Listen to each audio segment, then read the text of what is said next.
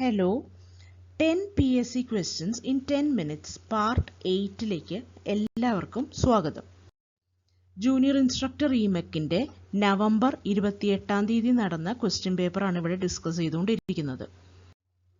ആദ്യത്തെ ചോദ്യം, in radio frequency spectrum very low frequency ranges from VLF എന്ന് പറയുന്ന ഫ്രീക്വൻസി റേഞ്ച് എത്ര മുതൽ എത്ര വരെയാണ് എന്നാണ് ആദ്യത്തെ ചോദ്യം.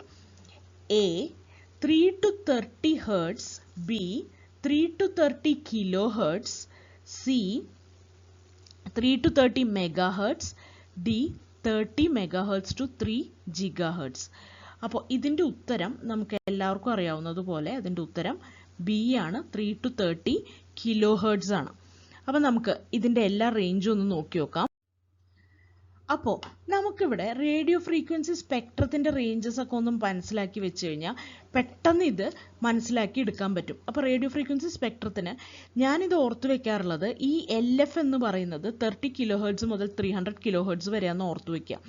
ലോ ഫ്രീക്വൻസിയുടെ താഴെ വരാൻ പോകുന്ന വെരി ലോ ഫ്രീക്വൻസിയാണ്. ഓക്കെ, അതിന് തൊട്ട് മുകളിൽ മീഡിയം ഫ്രീക്വൻസി, പിന്നെ high frequency, very high frequency, ultra high frequency, super high frequency, extremely high frequency.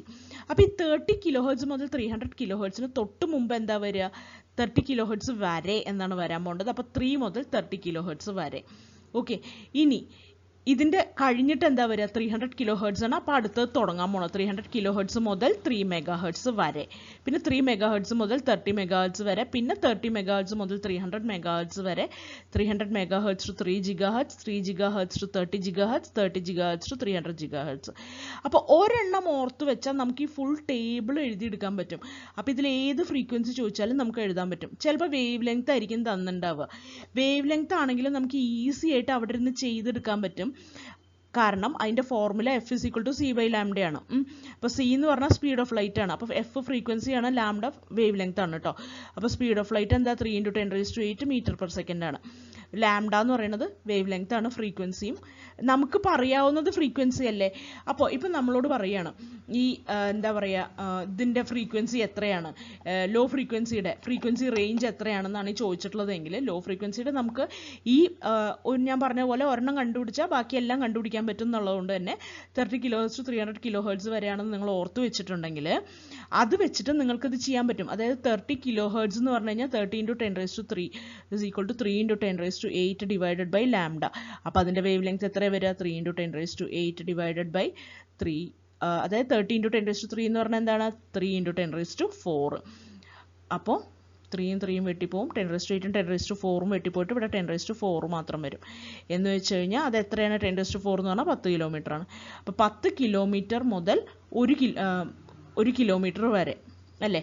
30 kilohertz മുതൽ 300 കിലോഹെർട്സ് ഇതേപോലെ എടുത്ത് ചെയ്ത് കഴിഞ്ഞാൽ 1 കിലോമീറ്റർ കിട്ടും. അപ്പോൾ 10 കിലോമീറ്റർ ടു 1 കിലോമീറ്റർ എന്നുള്ള റേഞ്ച് നമുക്ക് കിട്ടും കേട്ടോ. അപ്പോൾ ഇതും അവിടെ നിന്ന് ചെയ്ത് നോക്കാവുന്നതേ ഉള്ളൂ. അടുത്ത ചോദ്യം, an omnidirectional antenna is designed to provide dash radiation pattern. അപ്പോൾ omnidirectional antenna എന്ന് പറഞ്ഞു കഴിഞ്ഞാൽ എന്താണ്? അതിൻ്റെ റേഡിയേഷൻ പാറ്റേൺ അതിൻ്റെ ചുറ്റും ഉണ്ടാവും. അതായത് 360 ഡിഗ്രിയിൽ അതൊരു ഡയറക്ഷണൽ ആൻറ്റിന അല്ല. ഓക്കെ, ഓംനി ഡയറക്ഷണൽ എന്ന് പറഞ്ഞു കഴിഞ്ഞാൽ എല്ലാ ഡയറക്ഷനിലേക്കും ഒരേപോലെ ആയിരിക്കും റേഡിയേഷൻ പാറ്റേൺ വരിക. 360 ഡിഗ്രിയിലായിരിക്കും റേഡിയേഷൻ പാറ്റേൺ വരിക. അടുത്ത, which of the following characteristics changes in frequency modulation? Frequency മോഡുലേഷന് എന്താണ് മാറുക? Carrier wave frequency. ആദ്യത്തെ ഓപ്ഷൻ തന്നെയാണ് ശരി. കാരണം എന്താണ്? Carrier wave frequency modulating wave frequency അനുസരിച്ച് മോഡുലേറ്റിംഗ് വേവിൻ്റെ ആംപ്ലിറ്റ്യൂഡ് അനുസരിച്ച് മാറുന്നു. ഓക്കെ, അതാണ് ഫ്രീക്വൻസി മോഡുലേഷൻ എന്ന് പറഞ്ഞാൽ. കാരിയർ വേവ് ആംപ്ലിറ്റ്യൂഡ് അല്ല, മോഡുലേറ്റിംഗ് വേവ് ആംപ്ലിറ്റ്യൂഡ് അല്ല കേട്ടോ. അടുത്ത ചോദ്യം, according to Nyquist criteria of sampling theorem, the sampling frequency is. അപ്പോൾ സാമ്പിളിംഗ് ഫ്രീക്വൻസി എന്താണ്? Nyquist criteria എന്ന് പറഞ്ഞാൽ എന്താണ്? Fs = 2fm ആണ്. അതായത് sampling frequency = twice the modulating frequency അല്ലെങ്കിൽ സിഗ്നൽ ഫ്രീക്വൻസി. ഓക്കെ, അപ്പോൾ Fs = twice ആണ് the സിഗ്നൽ ഫ്രീക്വൻസി. അത് ഓർത്ത് വയ്ക്കുക. അടുത്ത ചോദ്യം, which among the following is a digital modulation technique? AM digital ആണോ? അല്ല, അത് അനലോഗ് മോഡുലേഷൻ ടെക്നിക് ആണ്. FM ഡിജിറ്റൽ ആണോ? അല്ല, അത് അനലോഗ് ആണ് കേട്ടോ.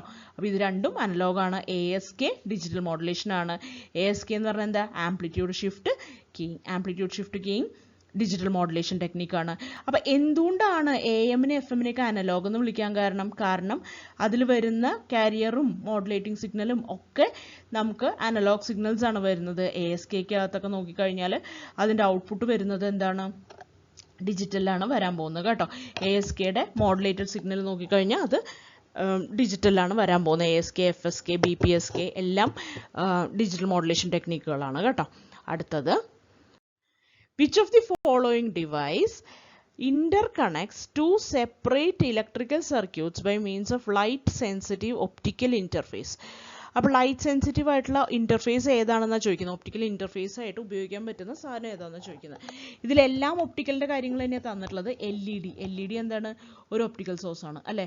അതേപോലെ ലേസർ, അതും ഒരു സോഴ്സാണ്. ഓപ്റ്റോ കപ്ലർ, അതാണ് നമുക്ക് ഇൻ്റർഫേസ് ആയിട്ട് ഉപയോഗിക്കാൻ പറ്റുന്നത്. അതായത് ഇലക്ട്രിക്കൽ ഐസൊലേഷനൊക്കെ അത് പ്രൊവൈഡ് ചെയ്യുന്നത് കൊണ്ട് തന്നെ അത് ഉപയോഗിച്ച് കഴിഞ്ഞാൽ, ഒരു ഓപ്റ്റോ കപ്ലർ ഉപയോഗിച്ച് കഴിഞ്ഞാൽ അതിനകത്ത് എന്തൊക്കെയുണ്ട്, ഒരു ഓപ്റ്റോ കപ്ലറിനകത്ത് ഒരു എമിറ്ററും ഉണ്ടാവും, ഒരു LED ഉണ്ടാവും, അതേപോലെ തന്നെ ഒരു സെൻസറും ഉണ്ടാവും. ഓക്കെ, അപ്പോൾ അത് നടുക്ക് കൊണ്ട് വെച്ച് കഴിഞ്ഞാൽ നമുക്ക് രണ്ട് ഇത് തമ്മിൽ, സർക്യൂട്ടുകൾ തമ്മിൽ ബന്ധിപ്പിക്കാൻ പറ്റും. പിന്നെ LDR എന്ന് പറഞ്ഞു കഴിഞ്ഞാൽ എന്താണ്, അത് വെറും ഒരു സെൻസറാണ് കേട്ടോ.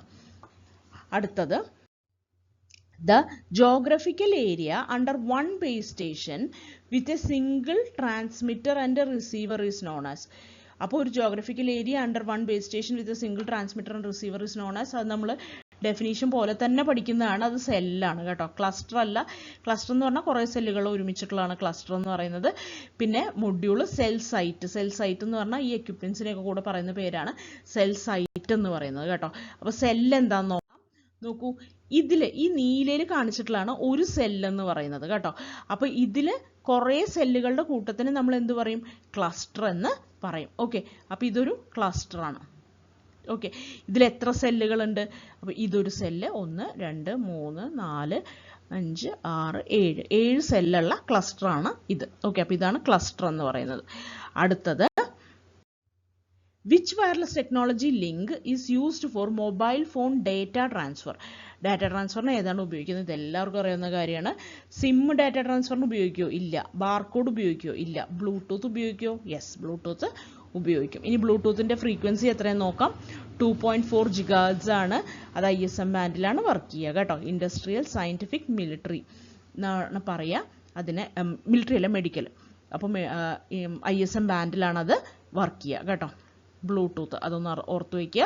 പിന്നെ മൾട്ടിപ്ലക്സർ ആണോ, അല്ല. മൾട്ടിപ്ലക്സറൊക്കെ ഒരു വേറൊരു ഡിവൈസാണ്. അടുത്ത ചോദ്യം, the core of optical fibre is made of. അപ്പോൾ ഒപ്റ്റിക്കൽ ഫൈബറിൻ്റെ കോർ എന്തുകൊണ്ടാണ് ഉണ്ടാക്കുന്നത്, സിലിക്ക ഓർ ഗ്ലാസ്? അതെ, അത് തന്നെയാണ് ശരിയായ ഉത്തരം. ഒപ്റ്റിക്കൽ ഫൈബർ അല്ലേ. അപ്പോൾ അതിൻ്റെ കോറും ഉണ്ടാവും, ക്ലാഡിങ്ങും ഉണ്ടാവും. ഓക്കെ, ഒരു കോറും ഉണ്ടാവും, അതിൻ്റെ അപ്പോൾ ഇങ്ങനൊരു ക്ലാഡിങ് ഉണ്ടാവും, അതിൻ്റെ ഉള്ളിൽ ഒരു കോറും ഉണ്ടാവും കേട്ടോ. അപ്പോൾ ഈ കോറെന്ന് പറയുന്നത് അതിൻ്റെ ഉള്ളിൽ കൂടെയാണ് നമ്മുടെ ശരിക്കും ഈ ലൈറ്റൊക്കെ പാസ് ചെയ്യാൻ പോകുന്നത്. അത് എന്തുകൊണ്ടാണ് ഉണ്ടാക്കുന്നത്, സിലിക്ക ഓർ ഗ്ലാസ് കൊണ്ടാണ് അത് ഉണ്ടാക്കുക. അടുത്തത്, the process of joining two ends of optical fiber using electric or mechanic means is. അപ്പോൾ ഒപ്റ്റിക്കൽ ഫൈബറിൻ്റെ രണ്ട് എൻഡ്സ് ജോയിൻ ചെയ്യുന്ന പ്രോസസ്സിന് എന്താ പറയുന്നത്, സോൾഡറിംഗ് ആണോ, അല്ല. അത് ഒപ്റ്റിക്കൽ ഫൈബറിനല്ല സോൾഡർ ചെയ്യാല്ലേ നമ്മൾ, അല്ലേ. സ്പ്ലൈസിങ് ആണോ, അതെ. ഓക്കെ, ഒപ്റ്റിക്കൽ സ്പ്ലൈസിംഗ് ആണ്. അത് സ്പ്ലൈസിംഗ് ആണ്. ഫൈബറിൻ്റെ രണ്ട് എൻഡുകളെ ജോയിൻ ചെയ്യുന്ന പ്രോസസ്സിൻ്റെ പേര് സ്പ്ലൈസിംഗ് എന്ന് ആണ്. ഓക്കെ, അപ്പോൾ ഇന്നത്തെ എല്ലാ കാര്യങ്ങളും നിങ്ങൾക്ക് മനസ്സിലായെന്ന് വിശ്വസിക്കുന്നു. എന്തെങ്കിലും ഡൗട്ടുകൾ ഉണ്ടെങ്കിൽ നിങ്ങൾക്ക് കമൻറ്റ് സെക്ഷനിൽ ചോദിക്കാം. Thank you.